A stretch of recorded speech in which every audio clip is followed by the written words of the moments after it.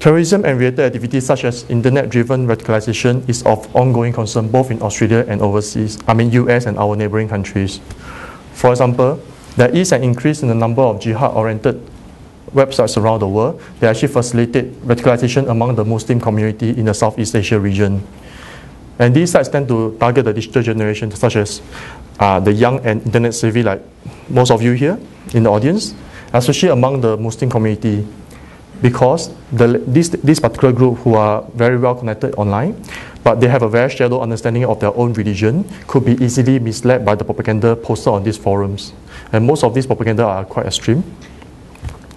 Just 3 years ago, Singapore's Deputy Prime Minister, who is also the Minister for Home Affairs, told their parliament that the Internal Security Department had investigated several internet-driven radicalization cases involving Singaporeans who had become attracted to terrorist and radical ideas pervade in the mass media over the internet. And this is only one example that was 3 years ago. And this is a more recent example in April 2010, where a full-time national serviceman in the army was actually arrested in Singapore under the Internal Security Act. According to the Ministry of Home Affairs media release, this accused person began searching for jihadist propaganda online while he was a student in one of Singapore's local educational institutions. And I'm sure you're aware that Singapore is only 8 hours flight from here. It's not that far away.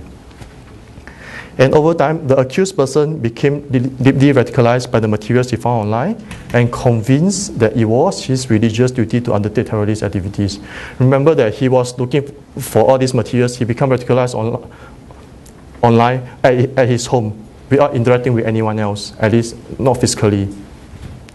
And also, according to the media release, this person actually went online to search for information on bomb making. He produced and posted a video glorifying suicide bombing before being arrested. And it's quite recent. So these and other cases around the world, including in Australia, illustrate some of the ways in which terrorists can and have exploited the internet and new media channels for criminal purposes.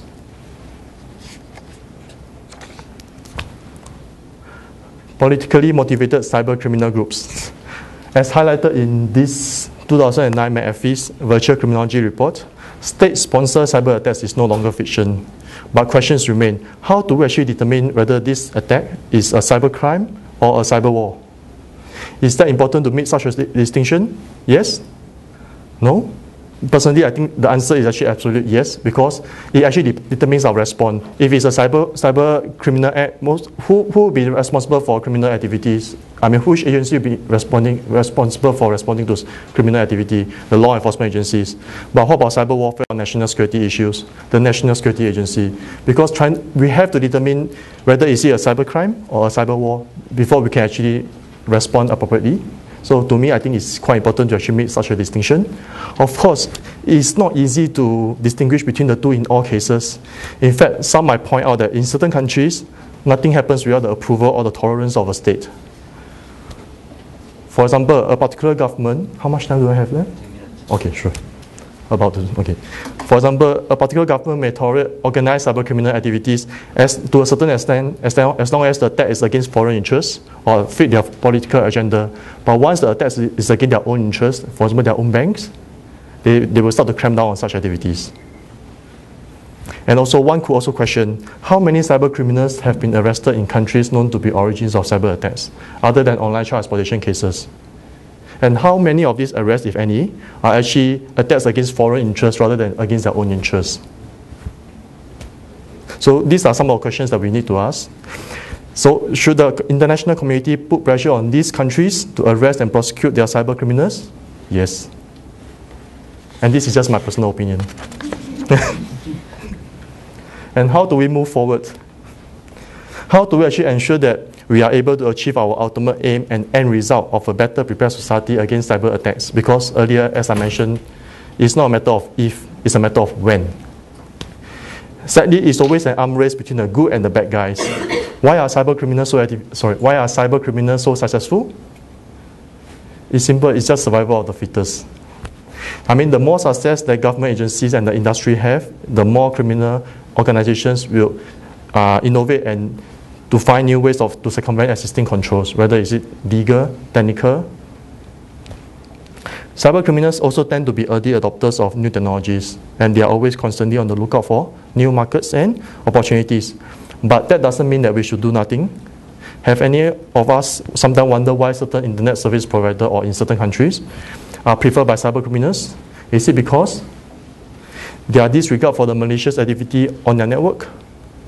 Or is it because their lack of action taken in response to reports filed by other foreign law enforcement agencies? Or is it because of combination of these and other factors? Possibly. But if the good guys, such as our Australian Federal Police, are able to identify these roach or bulletproof hosting providers, then it is possible to generate blacklists that can block all traffic from these providers, even when certain IP addresses by these providers have not acted maliciously. And please bear in mind, I'm not talking about internet filtering over here, so there's a distinction.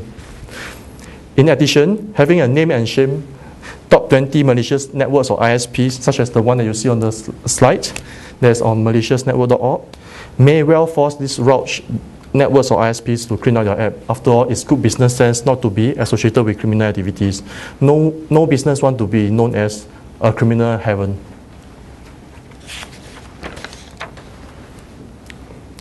And also, no single government agencies owns the issue of cybersecurity.